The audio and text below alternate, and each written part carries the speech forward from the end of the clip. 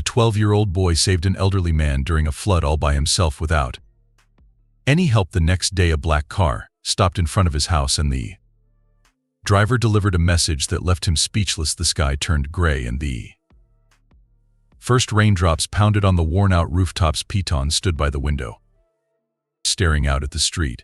As the rain got heavier, the water already filled the potholes along the road, and the sound of distant sirens echoed through the neighborhood. He knew what this meant. Trouble was coming. Peyton closed that window, honey. His mom, Denise, called out from the small kitchen, her voice tense. She was trying to keep her focus on the soup boiling on the stove, but the worry was evident. Piton, he did as he was told, though his eyes lingered outside. He watched people hurrying, some holding plastic bags over their heads, some shouting to each other. As the water climbed higher, his heart beat faster, remembering how quickly it could go from just rain to a full-blown flood. He grabbed an old raincoat, worn and a little too small, and slipped it on. "Where are you going?" Denise called again, seeing him heading for the door. "Just to check on the neighbors, Mom. I won't go far, I promise," Peyton replied, looking at her with that steady gaze she always found hard to argue with. She frowned, but nodded. He knew people needed help, and she knew she couldn't stop him. He stepped outside into the downpour. The rain was cold and heavy, drenching his sneakers. Almost immediately, he moved quickly, splashing through puddles, heading towards Mrs. Carter's place. First, she was old, frail, and lived alone. He knocked hard, the sound barely audible over the roar of the rain. "Mrs. Carter." "It's Piton," he shouted. He saw the old woman peek through the window, her face etched with worry. Pon opened the door and helped her to her feet, guiding her outside, where a neighbor took over, helping her to safer ground. He nodded and moved on. The water was rising fast, now swirling down the street, carrying debris, old newspapers, cans, branches. It was chaos. As Piton turned the corner, he spotted Mr. George. The old man was struggling in his yard, his feet already halfway submerged, trying to grab onto his mailbox to stay upright. Mr. George was kind, always greeting Piton when he passed by, always offering a smile, and now he looked terrified. Peyton froze for just a moment.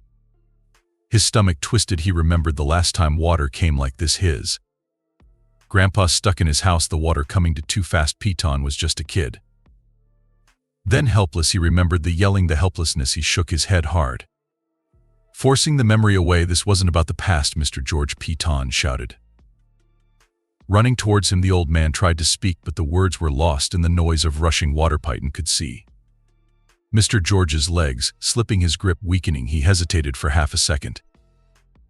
He knew how dangerous this was. The current looked stronger than before, but he couldn't let it happen again. "Hold on," Peyton yelled, pushing forward against the water. It hit him like a wall, cold, relentless. He almost lost his footing, but kept moving step by painful step. The rain lashed against his face, and he squinted through it, focusing on Mr. George's terrified eyes. He reached him just as the old man's fingers slipped off the mailbox. P lunged, grabbing Mr. George by the arm. It was a stronghold, but Mr. George was heavy, and the current was working against them. "Peyton, leave me, boy," Mr. George gasped, coughing water splashing over his mouth. "Save yourself." "No way, Mr. George," Piton grunted, pulling him closer. His feet slid on the ground beneath the water, but he held on. "We're both getting out of here." He looked around, desperate for a place to go. A point of safety. He spotted a house a few feet away, the porch just barely above the rising water. It would do. He adjusted his grip under Mr. George's arms, planting his feet and pushing through the current with everything he had. It was slow. Each step felt like dragging a boulder uphill. His legs burned, his breath came in gasps, and the cold water made his muscles ache. Come on," he kept muttering to himself. He didn't let himself think about the possibility of failing, of slipping. The memory of his grandpa kept him going, driving him forward with every painful step. Finally, they reached the steps of the porch. Peyton shoved Mr. George upwards, practically lifting him onto the first step. Before climbing up himself, he collapsed next to Mr. George, both of them gasping, soaked through. Shivering from the cold, Mr. George coughed, turning to look at Piton. His eyes were wide, but there was gratitude there. You saved me, kid," he said, his voice shaking. Peyton nodded, trying to catch his breath. "No one's getting left behind," he said simply. The rain still poured down, and they could hear the water swirling below, rising inch by inch. They couldn't stay here forever, but at least for now they were out of the worst of it. Piton looked around, trying to figure out the next move. No rescue teams in sight yet. They "We're on their own, stay with me, Mr. George, we'll get through this," Piton said. Determination creeping back into his voice, he tried to push away the fear. It wasn't over, but they had a chance. "Peyton, your family," Mr. George started, but Piton shook his head. "They'll be okay, I just need to get you somewhere safe first." Mr. George nodded, leaning back against the porch railing, his breathing starting to calm down. They had survived this far, but Peyton knew it wasn't the end of it. He had to stay sharp, had to figure out the next step. The rain wasn't letting up, and they had to find a real safe place before it was too late for. Now he just watched the water rise and tried to plan. His eyes were locked on the street, searching for any sign of help. He wasn't giving up, not today. The rain didn't let up. Piton and Mr. George stayed perched on the steps, both shivering, staring at the rising water. The neighborhood had turned into a murky river, the current sweeping trash and branches and whatever else it could grab. Piton could hear distant shouts, but it was all blurred under the noise of the rain. He knew they couldn't stay on the porch much longer. The water was creeping higher, already splashing onto the top step. He needed to move Mr. George, but where the next house over was partially submerged and the street looked like a death trap. "Ton," Mr. George said weakly, his voice almost lost in the storm. "You got to save yourself, boy. I'm slowing you down." "Stop saying that," Peyton snapped. He didn't mean to sound angry, but his nerve were raw. He looked at Mr. George, his eyes locked on his. "We're getting out of here together, that's it." Mr. George just nodded, too tired to argue. Piton scanned the area. A piece of driftwood floated past, and then something larger, a part of someone's shed maybe. Then he saw it, an old garage, barely visible through the sheets of rain. The roof was low enough that maybe, just maybe, they could climb it. All right, Mr. George, we got to move again," Peyton said. He stood up, his legs stiff from the cold. He pulled Mr. George to his feet, the old man groaning as his joints protested. "Where are we going, son?" Mr. George asked, his eyes following Peyton's gaze. "See that garage?" Piton pointed. "We're going to make it there. Got to get to higher ground." Mr. George swallowed hard. It was clear he was afraid. Piton felt it deep in his bones, but there wasn't time for that now. He slung Mr. George's arm over his shoulder and helped him down the porch steps into the freezing water. The current hit them hard, stronger than before. It tugged at Peyton's legs, almost sweeping his feet out from under him. He tightened his grip around Mr. George, who stumbled and coughed as the water reached his waist. "Just keep moving," Piton said, more to himself than to Mr. George. The garage wasn't far, but it felt like miles. The water pushed them back with every step, turning the short distance into a grueling battle. Peyton's breath came in ragged bursts, his legs straining to stay upright as the current clawed at them. "Peyton!" Mr. George suddenly shouted, his voice full of panic. Piton turned just in time to see a huge branch being carried down the street, heading straight for them. He ducked, pulling Mr. George with him, and felt the rush of air as the branch whipped past, barely missing them. "Keep your head down, Pun," said, his heart pounding. They pressed on. Peyton could feel his legs starting to give, the cold biting into his muscles. Each step took everything he had, but the garage was closer now, almost there. He could see the old rusted drain pipe running up the side of it. If they could just make it to that. Finally they reached the side of the garage. Piton leaned against the wall, his entire body trembling from exhaustion. Mr. George collapsed beside him, gasping for air. "We did it. We made it," Mr. George panted, his eyes wide. Piton didn't answer. He was already looking up, assessing the drain pipe. It didn't look sturdy, but it was all they had. The water was still rising, lapping at their waists. Now they couldn't stay here. "All right, Mr. George, I'm going to help you climb," Peyton said, his voice steady. He had to stay calm for both of them. He grabbed the drain pipe, giving it a hard tug. It wobbled but held. "It would have to do. Just hold on to me." "Okay," Piton said, positioning himself beneath Mr. George. The old man nodded, his hands shaking as he reached for the pipe. It was slow going. Mr. George's legs weren't strong, and the cold had sapped what little energy he had left. Piton pushed from below, guiding his feet onto small footholds. Inch by inch the pipe groaned under their weight, and for a moment Peyton thought it might snap. He held his breath, his muscles burning, until Mr. George finally made it to the top, collapsing onto the flat roof. "All right, my turn," Pun muttered to himself. He grabbed the pipe, climbing quickly, his hands numb against the cold metal. He swung his leg over the edge and dropped onto the roof next to Mr. George. Both of them panting, soaked to the bone, they lay there for a moment, just catching their Breath the rain beat down relentless. Piton stared up at the sky. Water splattering his face, trying to steady his breathing. They were safe for. Now thank you, pun, Mr. George said quietly, his voice barely audible over the rain. I don't know how to repay you, boy. Piton shook his head. Don't need to repay me. Just got to stay alive, Mr. George. Mr. George smiled weakly, nodding. They sat in silence for a while, the sound of rain filling the empty spaces between them. Piton kept his eyes on the water below, watching it rise, watching for anything that might come their way. He heard a noise, then a deep, low creak. Peyton's head snapped around, eyes widening. The garage below them was old, and it wasn't built to handle this kind of strain. He could feel the roof shift slightly beneath him, a shiver running up his spine. Mr. George, we can't stay here. This thing's not going to hold much longer, Piton said, his voice urgent. Where do we go? Mr. George asked, his face pale. Peyton scanned the area again, his eyes narrowing against the rain. There was another house farther down the street, but it looked stable. The roof wasn't too high. Maybe they could make it.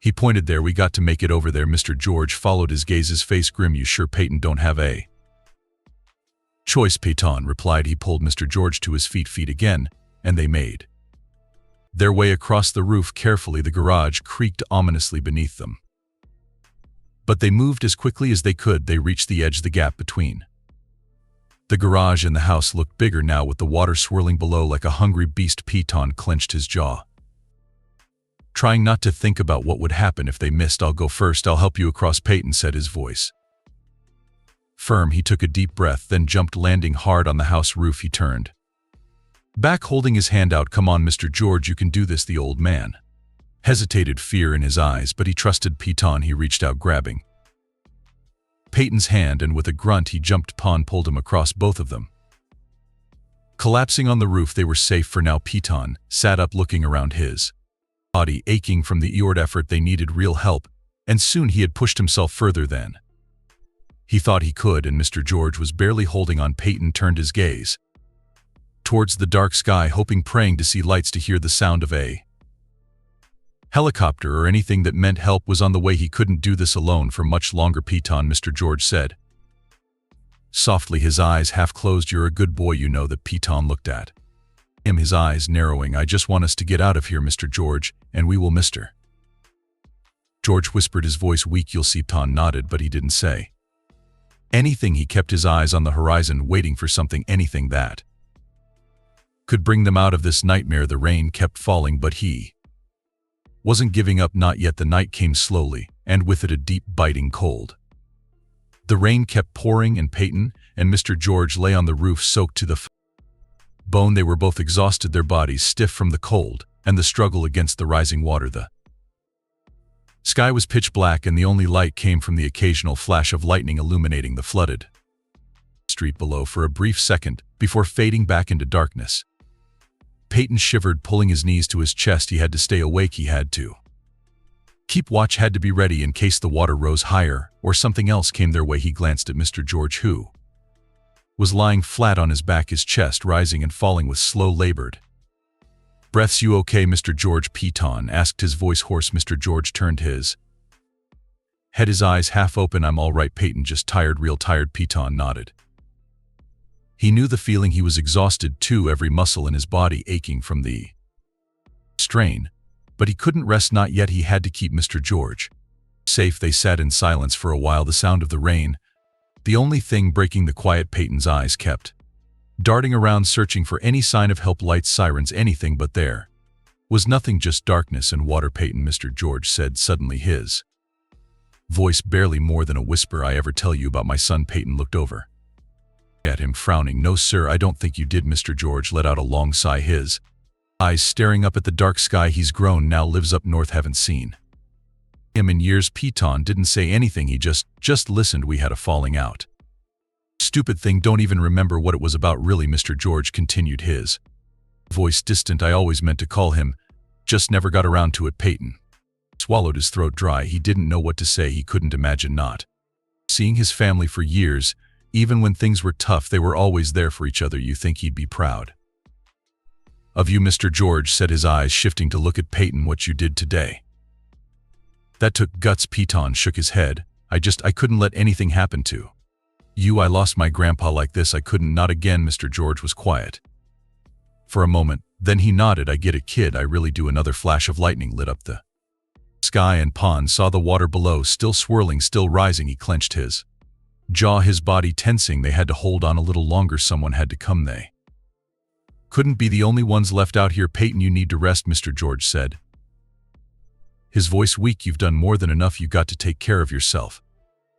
"Too, I can't," Peyton replied, shaking his head. "I got to watch. What if the water comes up here?" Mr. George reached out, putting a hand on Peyton's arm. His grip was weak, but his eyes were steady. "You can't take care of me if you're too tired to move, son." Pond looked at him, his eyes stinging. He knew Mr. George was right, but the thought of closing his eyes, of letting his guard down, made his heart pound. He was scared of what might happen if he wasn't paying attention. "Just for a bit," Mr. George said, his voice soft, almost pleading. "Just rest your eyes for a minute. I'll keep watch." Peyton hesitated, then nodded slowly.